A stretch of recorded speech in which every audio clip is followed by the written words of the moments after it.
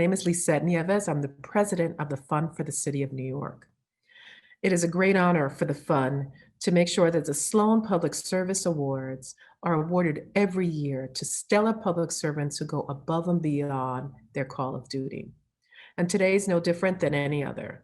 We have 6 well-deserving recipients that range from creating incredible green spaces to protecting a most precious and vital resource, our water. I am proud to be here, and I'm also proud to recognize the people who have made this possible. One is that we have the Sloan Public Service Awards because we have been supported by the Sloan Foundation. And Peter Falk, the president and CEO of the foundation, will also be offering comments, and I thank him and the foundation's support for this initiative. I also want to thank and recognize Michael Arad. Michael Arad is the chair of the Fund for the City of New York's board, and has been the chair of the selection committee, which had a cross-sectoral group of public servants who are committed to finding the best applicants possible. And you will see that later on. And Michael Arad will also be offering comments. But our MC for the evening is going to be Aldrin Bonilla. Aldrin Bonilla is a senior vice president here at the Fund for the City of New York, former deputy borough president for Manhattan, someone who started an organization right here at the fund many years ago. And so we're happy to welcome him back home. And so Aldrin is a capable leader and an inspiring leader who I know will make sure that we always have the best public servants to recognize. I also want to make it a point to say that I'm honored to be in this role as a president, but I also want to recognize the incredible role that Dr. Mary McCormick played before me. She made sure that this institution was sound, had the ethics, had the values that make it what I call an institution that will survive long past our years. And so in the future, we hope to recognize Mary at a separate event, but I did not want to go by without at least acknowledging her important presence that made this award possible. A couple of things I want to say about the award this evening. Each of the recipients will receive $10,000. We're very excited to have that. And there will also be 2 beautiful portraits, one that will be held at the Fund for the City of New York and one at their place of employment that really highlights this recognition for them. And so with that said, I hope you all have a wonderful evening. And I'm honored again to be part of the celebration tonight of the Sloan Public Service Awards. Thank you. I'm Adam Falk, president of the Alfred P. Sloan Foundation, and I am so happy and proud to be here tonight. While it was disappointing this year not to be able to share in a celebration at each workplace, the extraordinary impact that the winners have had on this city and the great diversity of ways they've had that impact is no less inspiring. My warmest congratulations to all of you. For more than 80 years, the Sloan Foundation has made grants in science and economics and to the communities that support those fields. In turn, New York City is the community that supports the Sloan Foundation, and so we also have a small program of grants to city organizations. The Public Service Awards that we are celebrating tonight are the centerpiece of that program, and we are deeply grateful to the Fund for the City of New York for accepting our partnership since 1985 in a project that the fund started in 1973. And with that in mind, I'd like to thank Lisette Nieves, the new executive director of the fund, Mary McCormick, Lisette's incredible predecessor, Aldrin Bonilla, who is now leading this remarkable program, the entire hardworking, dedicated staff of the fund, and the selection committee, which had the impossible task of selecting these winners from a remarkable pool of finalists. Every year, you provide us at Sloan with a great privilege and a marvelous opportunity, namely the privilege and the opportunity to say thank you. And that is a thank you to 325,000 city employees, the people who make this city function for all of us who live and work here. I moved to New York a few years ago from a small town of 6,000 people. And even in that tiny place, I was amazed at all the things that needed to happen to make the town work. We were protected from crime and fire and disasters. Our children were educated. The streets were paved and plowed. Those in need were cared for, there was thoughtful planning, and the right resources got to the right places. Here in New York, all these things and more happen every single day on a monumental scale. And for the past 8 months, of course, the scale of the challenge, the importance of the work, and the commitment and courage of those who work for the city have never been more evident. I don't know how it's possible, except I do know. More than 300,000 dedicated, extraordinary people get up every day and make our lives here in this, the greatest city in the world, possible. Thank you so very, very much. We honor 6 remarkable city employees today for their exemplary and inspiring service, and they richly deserve this honor. But I'm inspired by every single person who serves this city and deeply grateful to call New York City my home. It has been a tremendous honor to chair the Sloan Public Service Award. I myself am the son of a civil worker, and early in my career worked for the city myself. So I won't pretend I'm impartial in my appreciation of those who work for the public good, especially in such challenging times. As much as we celebrate these achievements today, we would be remiss if we didn't acknowledge the many city workers who gave their lives as frontline workers this year. We owe them and their families a tremendous debt of gratitude. The Sloan Public Service Awards have been described as a Nobel Prize of city government. That is a fair start, but it doesn't do full credit to our honorees.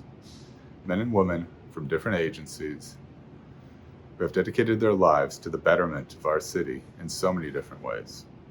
From our hospitals to our schools and libraries, from protecting our environment to protecting those who are most needy and vulnerable. Thank you. You are New York superheroes. You are our Justice League. We thank you from the bottom of our heart for going far beyond our expectations in the description of your job responsibilities, for your work and your colleagues' works at various agencies, and for inspiring us to make New York a just, equitable, and sustainable home and a model to our nation. Thank you. Thank you, Lisette, Michael, and Adam. Tonight is a celebration in public service, what I like to think of as the League of Civil Servant Heroes. You'll meet an individual responsible for 1 million gallons of water delivered cleanly right to your faucet. Someone who runs the busiest library in the United States, and another person who runs the busiest hospital emergency department in the whole country. Yet another responsible for taking what was once the largest landfill, garbage dump in the country and turning it into parkland. You'll meet another public servant creating fields of dreams and citizen scientists in her own school.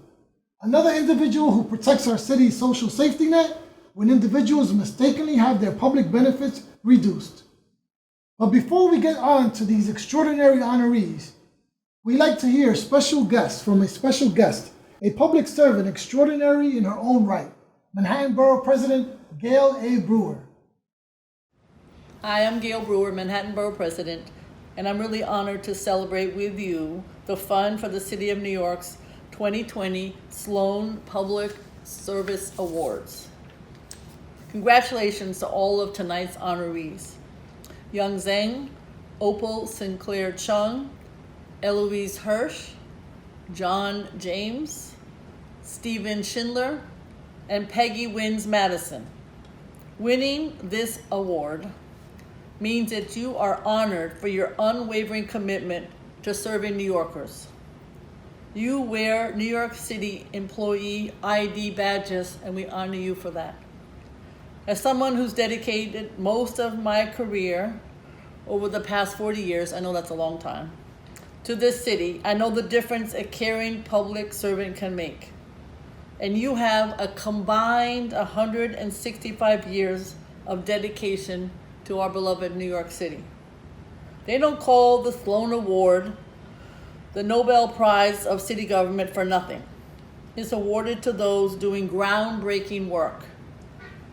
You have done the following, and so much. You have innovated at the country's busiest library, You saved lives during the worst public health crisis in memory. You turned a landfill into a beautiful park. You ensured that New Yorkers get the critical benefits they're entitled to, and that's not easy. You make sure the city has clean water to drink, and that's not easy because I've been up to the Croton Reservoir and I know how challenging it is to work with those communities. You inspire countless young minds. The impact of your work will span generations. Now, I was asked to reflect on public service. Well, guess what? You are so much more than public service. In fact, you are better than anyone winning the Oscars, the Emmys, the Golden Globes, the Grammys, or the Tonys. The Sloan Awards are much more important. And Aldrin Bonilla knows that's how I feel. So congratulations on receiving your Sloan Award. You deserve it. Our first Sloan Public Service Award honoree is Eloise Hirsch, Freshkills Park Administrator, New York City Department of Parks and Recreation. A veteran public servant, Eloise Hirsch was asked in 2006 to implement the just-released master plan to turn Freshkills, at the time the largest landfill in the world, into a multi-use 2,200-acre park in the heart of Staten Island. Adrian Benepet, the then Parks Commissioner, recalls, quote, "We needed a great creative thinker and someone who knew how to navigate the complicated landscape of city government and private fundraising. Eloise fit the bill perfectly," end quote. 14 years later, Freshkills Park is home to thousands of native plants and scores of animal species and is equipped with open fields for recreation, greenways for biking and running, and access to the waterfront. As one colleague remarked, quote, "This is the most complex public works project in the past 40 years and can be as game-changing for New York City as Central Park was." Wow, that's huge. "Eloise's work will have an impact that spans generations," end quote. Let's hear more from Eloise and her journey transforming mounds of trash into beautiful, lush mountains of green parkland.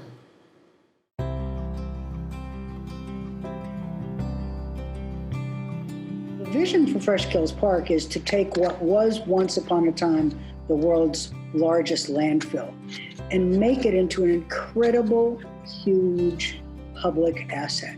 It's taking something that was loathed by Staten Island and making it into something that is very much part of all kinds of new energy and revitalization. My responsibility is to make this project inevitable because it's so big, it's going to take so long, it takes a lot of money, it takes a lot of commitment. With an extraordinary group of people who are dedicated to this project and who really live it 24/7. What we're doing now is we are making sure that people have ways to experience this extraordinary place, even though it remains still closed to the public. The first development to open to the public is called North Park. It will bring people out to a promontory right over the waterways. People will walk through an extraordinary garden of grasses and native plants that will be managed by the Greenbelt Native Plant Center. Something they see the land healing itself. There are lessons that Freshkills has to teach people about ecological restoration. Our science and research manager is a PhD biologist. She has already done extraordinary research on some threatened species of birds. We are fixing something that was so compromised. And we're fixing it so that it becomes the place of nature that we all yearn for. There was a lot of skepticism about it. And that's why we started doing lots of big public events, just to bring people to this place. 2 or 3 times a year where we open up about 800 of the 2,200 acres and people can come and freely roam about the site, and thousands of people come. They ride bikes, they hike, kite flying, arts and crafts, all different kinds of experiences to just see the very different opportunities that the site could provide. And when people leave these events, they say, when can this be open every day? This is so great. I've walked to the top of one of the mounds with older people from Staten Island, one of whom burst into tears saying, I'd never imagined that I'd see it this way.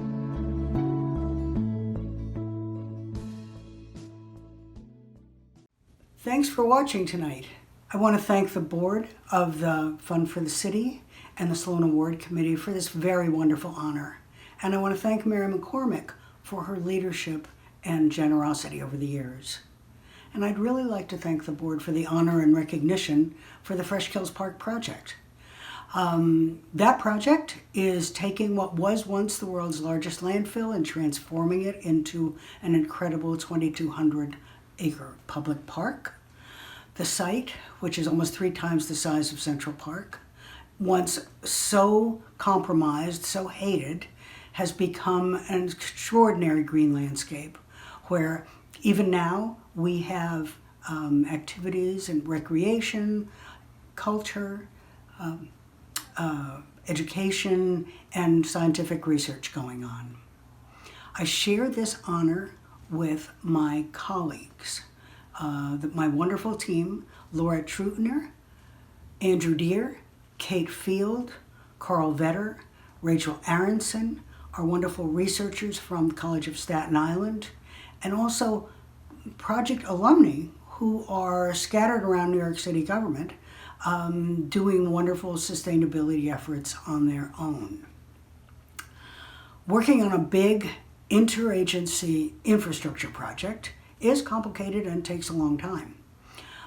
But one of the terrific things about working interagency and working on infrastructure is the collegiality, and also everyone knows that you're bringing something wonderful to the public together. Our team feels incredibly lucky to get to work on this once-in-a-lifetime project. Finally, most important, I want to thank my husband, Herb Elish, a former commissioner of the Department of Sanitation. We have kind of good karma going on with his former work in Freshkills and my current work in Freshkills. He knows better than anybody else what it takes to do this work. He should get an award. Thanks very much. Have a good evening. Congratulations again, Eloise, and thank you for your tireless effort healing Mother Earth and your service to the City of New York. Our next honoree is John James, Associate Job Opportunity Specialist 3, Division of Fair Hearing Administration, New York City Human Resources Administration. Born and educated in India, John James came to New York in 1989, taking a job as a cashier at a drugstore in Queens. After passing a civil service exam, Mr. James began his career in New York City government at HRA in 1993. 27 years and many promotions later, Mr. James now oversees a team of 12 staff members who essentially act as lawyers for the agency and the city in fair hearing cases. These cases, which are presided over by 25 New York State judges, are the last opportunity for HRA clients to challenge previous rulings that changed the public benefits they received. Improving the process of fair hearings and eliminating any chance of clients erroneously losing benefits, much needed benefits, is a trademark of Mr. James' career. As one colleague said, quote, "For John James, it is not about being right, but getting it right," end quote. Sandy Bryant, Executive Director of the Fair Hearing Administration, reflects, quote, "John James is fearless, fair, and a flexible worker who shows great initiative. There is no job within our agency he won't do. Even though he is one of my staff members, I would gladly work for him and follow his leadership anytime," end quote. Let's learn more about John's work protecting our city's social safety net and its most vulnerable, and making sure those who need receive the exact benefits they're entitled to, error-free.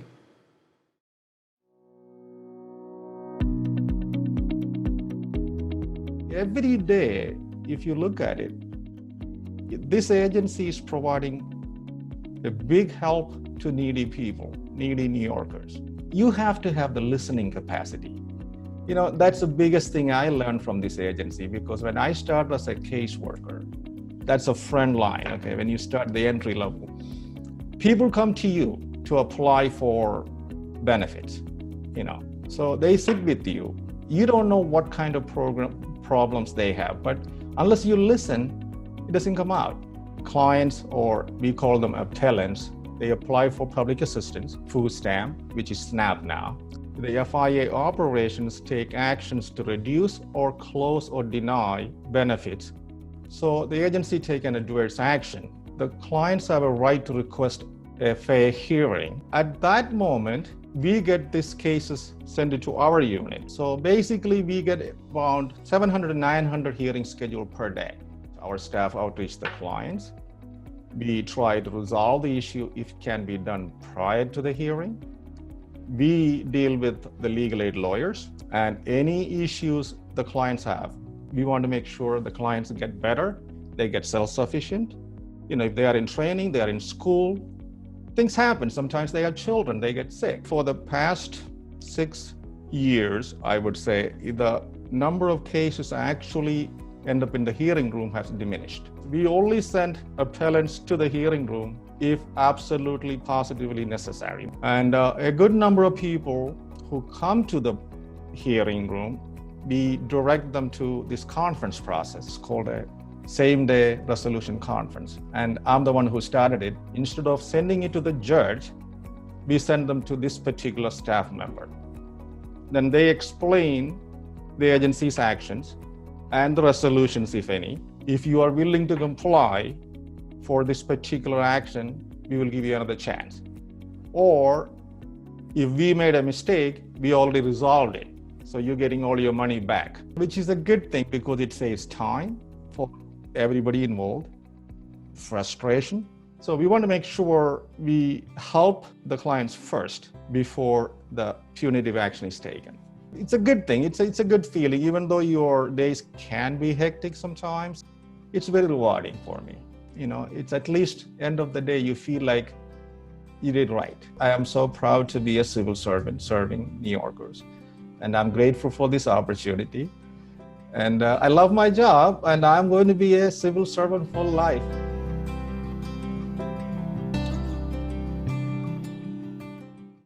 Good evening. My name is John James. I have had the privilege of working for the City of New York HRA, one of the greatest social service agencies in the world, as a civil servant for the past 28 years. I am humbled and honored to be nominated and selected for the prestigious Sloan Public Service Award. Speaking of awards, the biggest achievement for me has been assisting thousands of deserving residents of New York City for most of my adult life. I want to express my sincere gratitude to Ms. Sandy Bryant, the Executive Director of the Division of Fair Hearing Administration, for her leadership and commitment, and also thank her for nominating me for the coveted award. The guidance and support of my manager and mentor, Ms. Galloway, inspires me to do better every single day.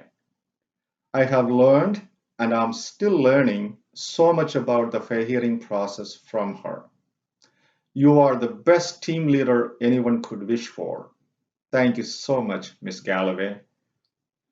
Ms. Anne-Marie Scalia and the Office of Legal Affairs Senior Management Team, thank you for your vision and leadership. To my co-workers and my team members, because of your hard work and dedication, we make positive changes to many of our fellow city residents every single day. I want to acknowledge that my name may be on this award, but it is a recognition of each and every one of your commitment and hard work as a team. Thank you for your support and cooperation. I can't wait to celebrate with you. To my beloved wife and daughters, Your love and support mean a lot to me. Finally, I want to appreciate the Sloan Foundation Public Service Award Committee for recognizing the often forgotten civil servants like me for the past many years. This is an inspiration for us. From the very beginning of my nomination more than a year ago, the former president, Ms. Mary McCormick, and her team made the process very easy and handled it with professionalism and integrity. It is commendable and much appreciated. Ms. Julia DeSenza, who put together the profile interview video through Zoom, was very helpful, and that is sincerely acknowledged and appreciated. I also want to thank my friend, Mr. Mathuchan Manjero, for taking my profile picture during this difficult time. A special thanks to Mr. Aldrin Bonilla, the Executive Vice President, for his patience and reaching out to me many times. I am so proud to be a civil servant, and I love my job. With the humility, gratitude, and deep appreciation, I am honored and humbled to accept this prestigious award. Thank you. Be safe. God bless us all. Congratulations again, John, and thank you for your compassionate spirit and service to the city we love. Now our next honoree is Opal SINCLAIR-CHUNG, Chief Nursing Officer, New York City Health and Hospitals, Kings County, New York City Health and Hospitals Corporation. Before the COVID-19 pandemic, Opal SINCLAIR-CHUNG received accolades from staff at all levels at Kings County Hospital in Brooklyn, which serves one of the poorest communities in New York City, if not the nation.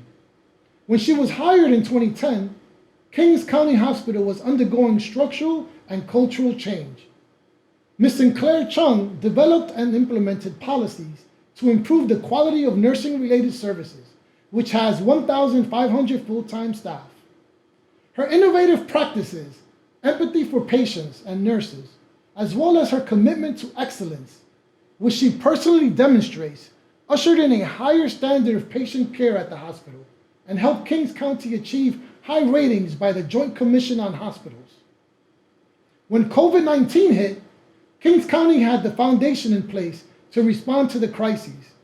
Says a colleague, quote, "We at Kings County have had a difficult 2020, but because of Opal and her colleagues, we can take great pride in our service to this community at a time of great need and urgency," end quote.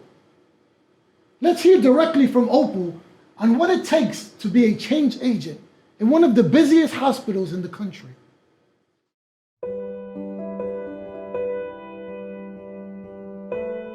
Nurses are very unique, They become the social worker, they become the minister.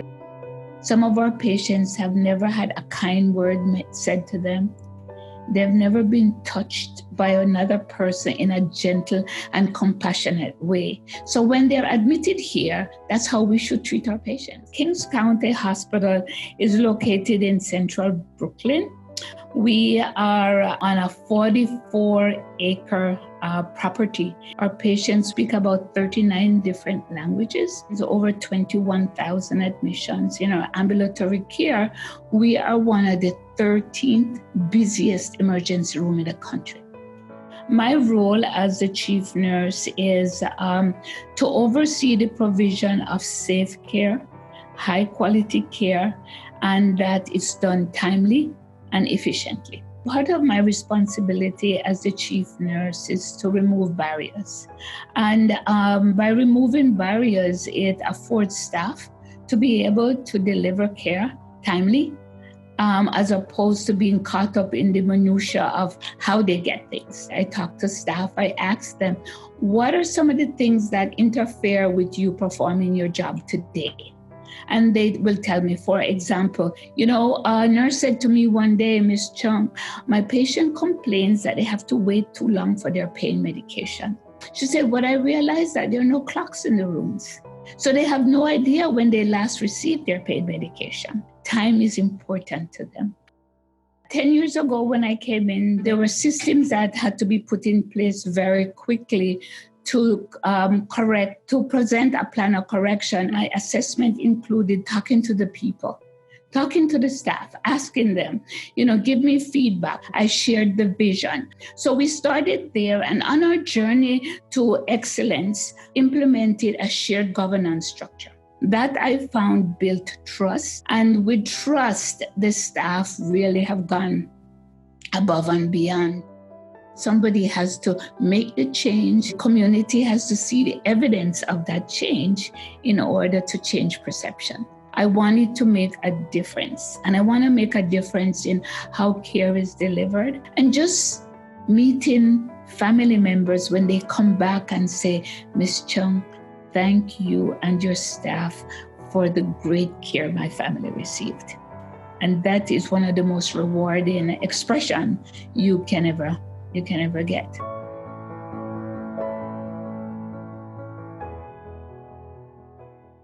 Greetings, everyone, and congratulations to all of the other recipients this evening.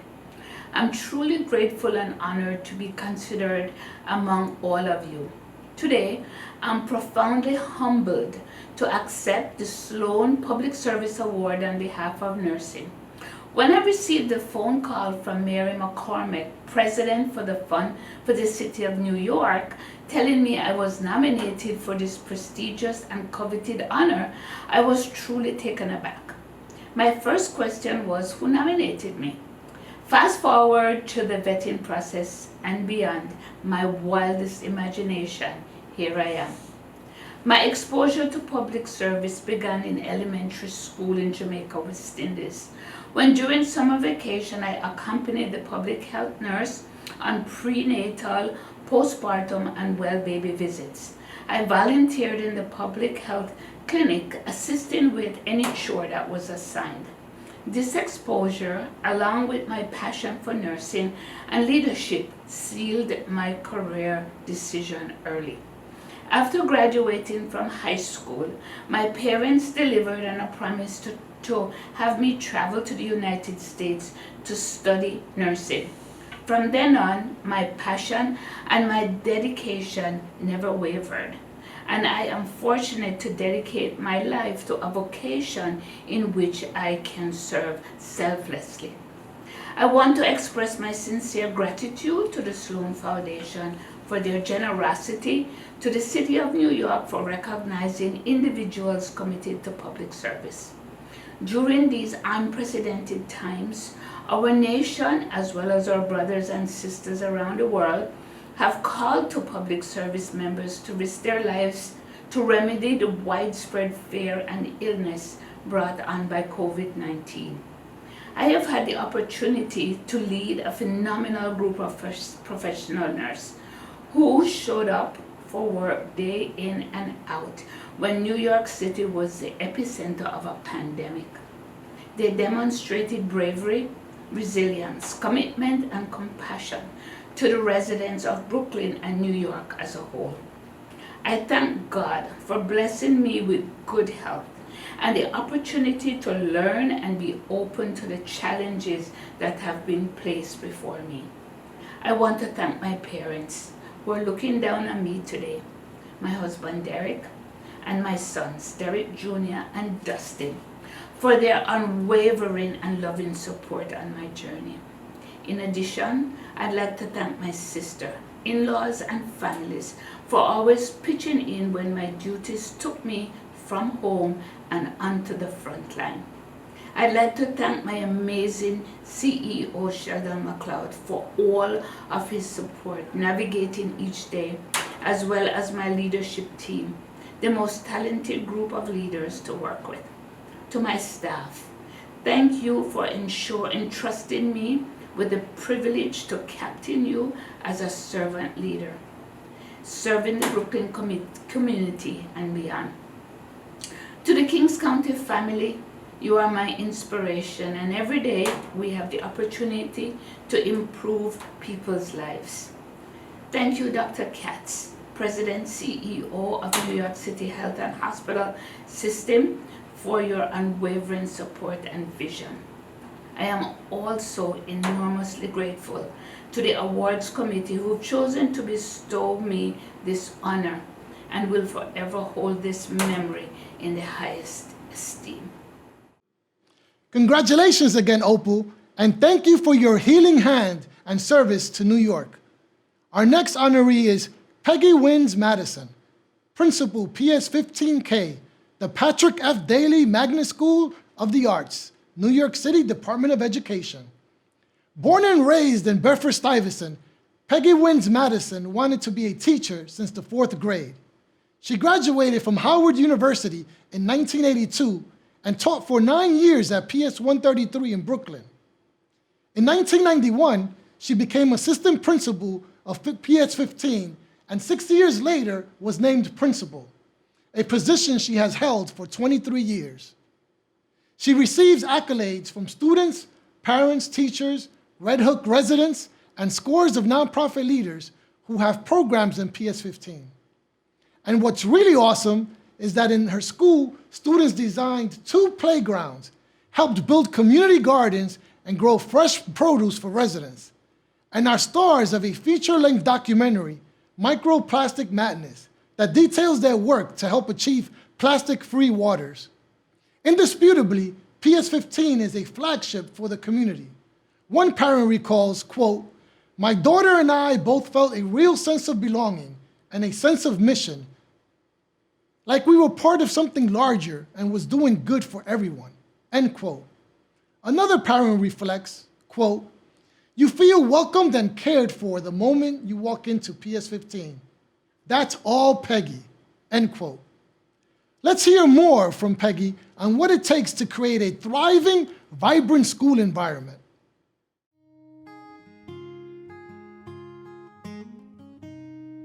PS 15 is a wonderful, vibrant community. We see it as an institution that is the heartbeat of a community where parents, community members, the businesses, as well as the nonprofit organizations can share information to help build and support this community and help it thrive. When I first arrived at PS 15 in 2001 as an assistant principal, the Red Hook community was predominantly commercial. It was mixed with residential, but it was a predominantly commercial neighborhood. And so over time, we were beginning to see a transition happening with zoning where more residential buildings were being built. And so we designed ways to attract members of the community, new members of the community, to come and see PS 15. And the first way we were able to do that was through our playground. And it's a very popular playground because of the way the children designed it. There's AstroTurf, there's a gazebo, and we would do different types of events in that playground. And that was a way to then also provide them with access to some of the work that we're doing inside of the building, with the anticipation that they might want to stay a little longer, that they might want to enroll their children into our school. We are finding ways to see PS 15 as a hub of interest for all of them, regardless of economic disparities or economic hopes. My vision is that this school will continue to serve the community in a variety of ways and also adapt when there's a need to adapt.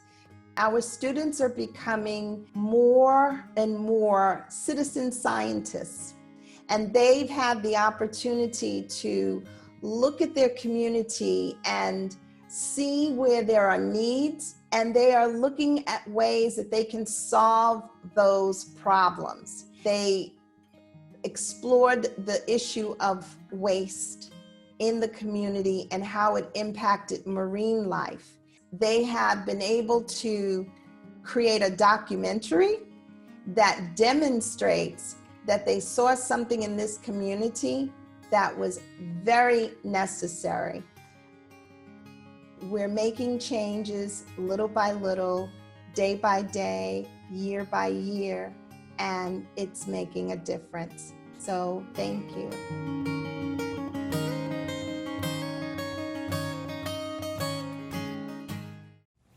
I am honored today to receive the Sloan Public Service Award and would like to thank all of the individuals who supported my nomination. Many thanks must go out to my family, especially to my husband, Dwight, and my daughter, Paige. Congratulations to the fellow awardees.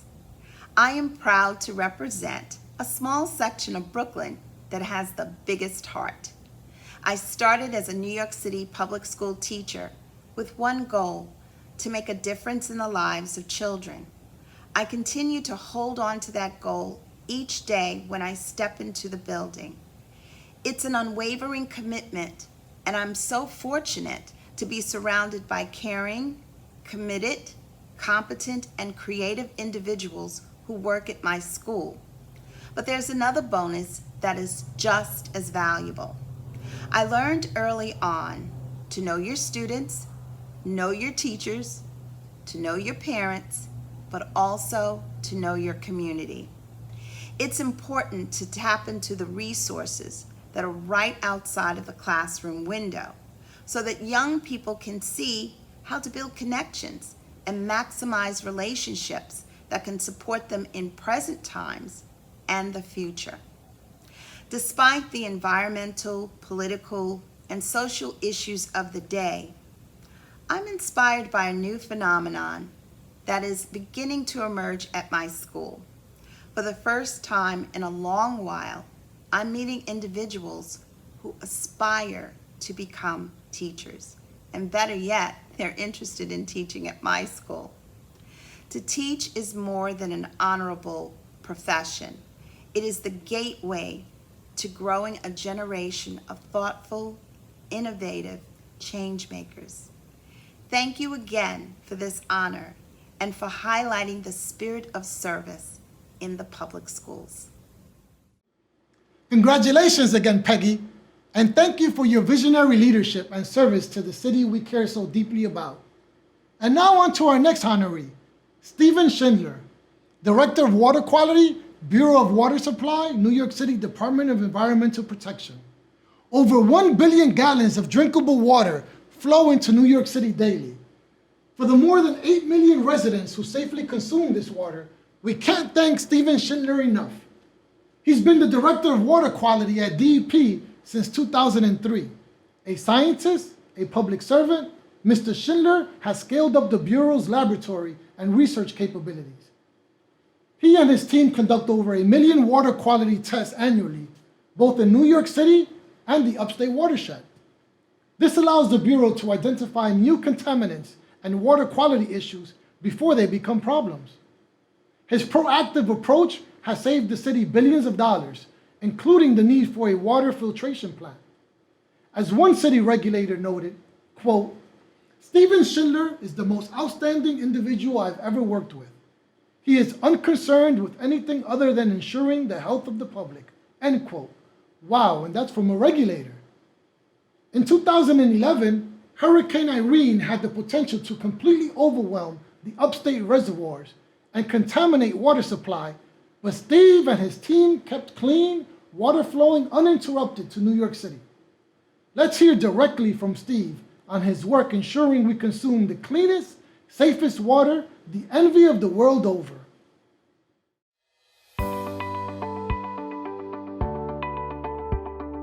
What's interesting about our job sometimes is that people take it for granted. They turn on the tap, they see the water that comes out of the tap.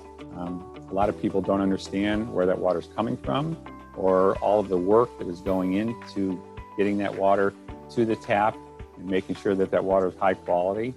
And there's thousands of people that are behind that.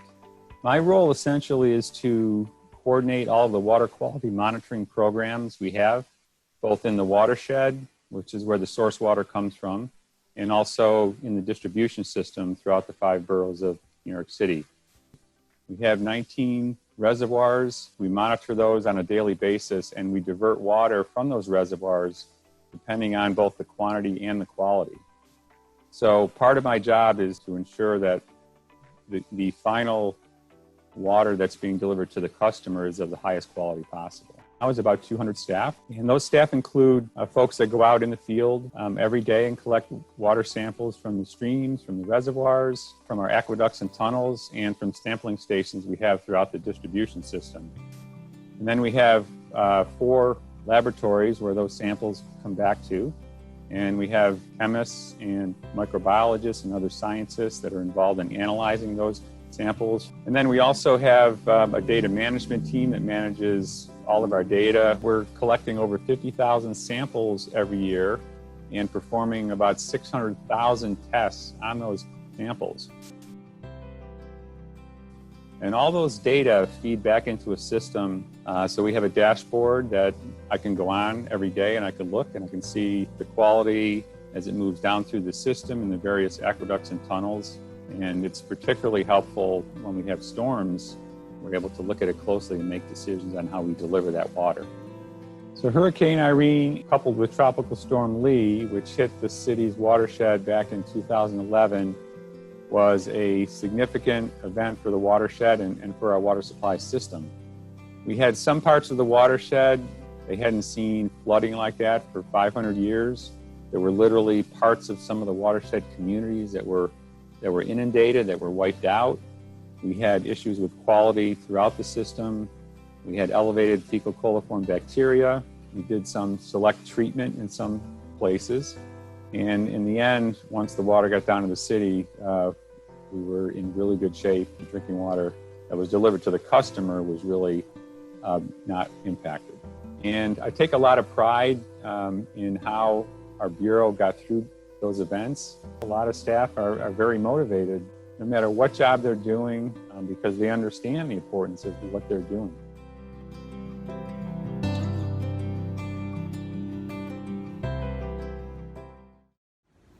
Good evening, everyone.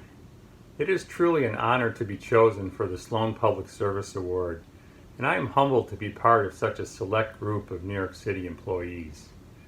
When I started with the DEP in early 1987 as an assistant chemist, I was young, recently married, and had no idea where a job in New York City government would lead, or that I would make a career in public service.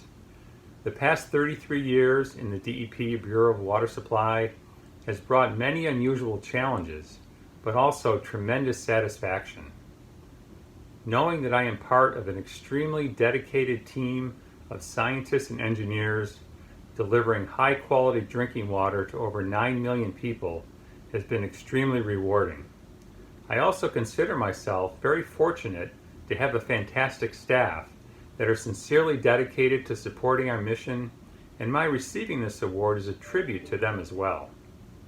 I want to thank the Sloan Foundation for this Public Service Award and for doing this ceremony virtually during this very difficult time. While it would be nice to be together in person, there are advantages to a virtual ceremony in that more people can attend, such as family members who may not be able to travel or who live long distances away. I would also like to thank the many people that have supported me over the years.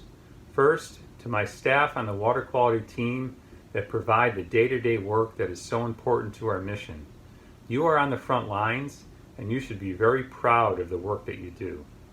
Second, thanks to all my peers and colleagues in the Bureau of Water Supply, and most importantly, to my Deputy Commissioner, Paul Rush, who was a previous Sloan Award recipient. Thanks, Paul, not just because I think you nominated me, but also because you provided excellent leadership over the past 13 years. Lastly, thank you to my wife, Carol, and my 2 sons, Ryan and Spencer, who put up with my many long days at work and who provided a sounding board for me during those challenging times. Your support over the years has been key to my success. The New York City DEP Bureau of Water Supply has been a fantastic place to work, and I am truly thankful to be provided the opportunity to spend my career here. Thank you very much. Congratulations again, Steve, and thank you for your stewardship of our water supply and your service to the great city of New York.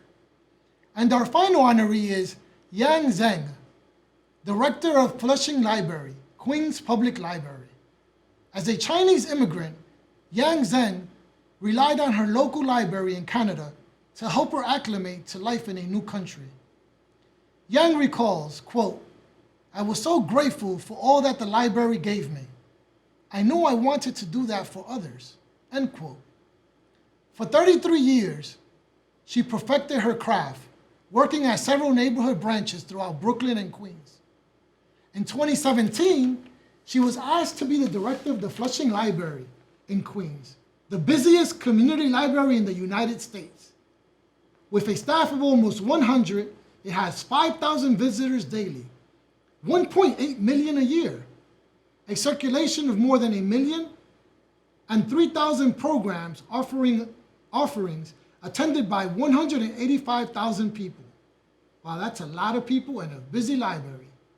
It is located in a neighborhood densely populated with immigrant communities from around the world and is an indispensable resource to its residents. Says one colleague, quote, "Under Yang's leadership, the Flushing Library is more than a community center. It is the center of the Flushing community," end quote. Adds another colleague, quote, "The Flushing Library is not just an invaluable community resource, but a hub of democracy," end quote.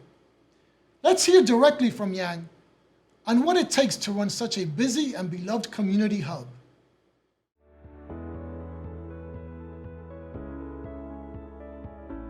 About 5,000 people visit the library every day. Last year, we provide 3,000 programs. People come to the library for many different reasons.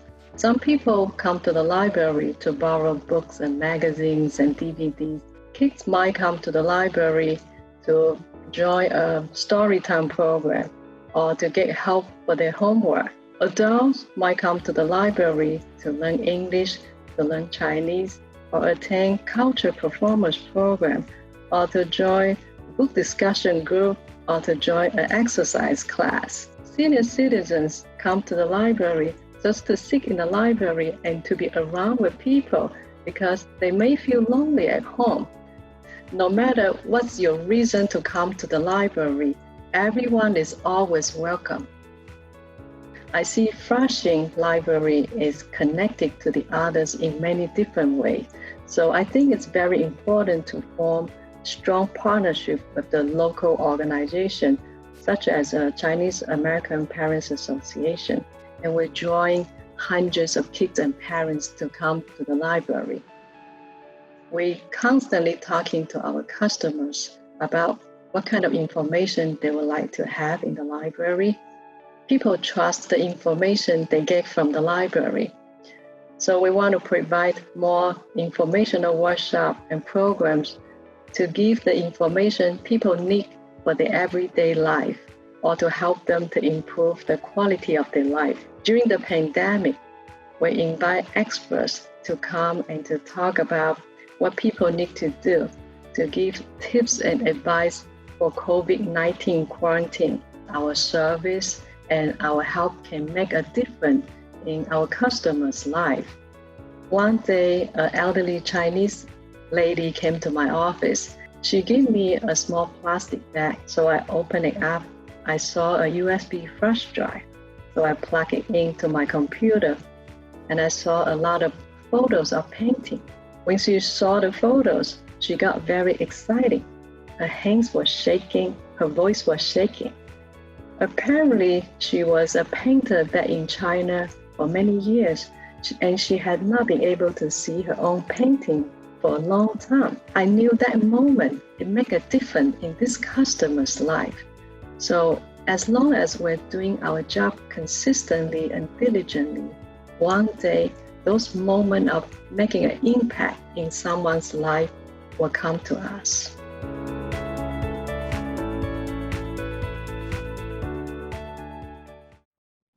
It's a great honor to accept this prestigious award. This award is a tribute to the incredible library service staff. I just happen to be one of them. I want to thank my amazing staff at Flushing Library. Thank you for your hard work and dedication. And thank you for choosing to work at Flushing. To name a few, Paul Chu, Karen James, Zheng, Maylin, Dominic, Shua, and I can just go on and on. Thanks to everyone at Flushing, including custodian, maintenance, and security. I could not have done it without you. Thanks to my coworkers in my previous libraries, including North Hills, Queens Village, and Peninsula. Thank you, Dennis Walker, Nick Buren, Gita Payne, Sung Kim, Sharon Myrie, my previous supervisor, Denise Corcoran. Thank you for your inspiration, for your encouragement, and for your support. Thanks to the many departments in Queens Public Library, family, and the Friends Group for always being so supportive. Thanks to the community, the elected officials, and the local organizations for always having our back. Thanks to my family and my friends. From my 25 years of service in the library, one of the most important things I learned is the work in the library may look ordinary, but the impact to the people in the community can be extraordinary. Finally, I want to say this. The reason I can go far is because I go with so many wonderful people. The reason I can see further is because I stand on the shoulders of giants. Thank you.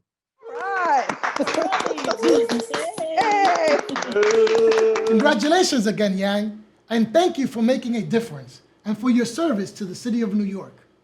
Congratulations again to all our 2020 Sloan Public Service honorees. This has truly been an inspirational evening, highlighting the very best in public service. And as Mary McCormick, visionary longtime president of the Fund for the City of New York, often says, as exceptional as these individuals are, they are not unique in the sense of being outliers, right? Because they are representative of the over 325,000 civil servants, a civil servant workforce who display much dedication, experience, and pride in serving us every day, day in and day out, year after year, often under extraordinarily difficult circumstances. Yet they do so undeterred from the core mission to keep our great city running smoothly, fairly, and professionally. I want to also thank the Fund's amazing staff and the Fund's board of directors for keeping this tradition alive since 1973. And to the Alfred P. Sloan Foundation for generously supporting this program since 1985. Lastly, thanks to the M&N Studios and all its public access network affiliates. I want to wish everyone a good night. Thank you so much for watching.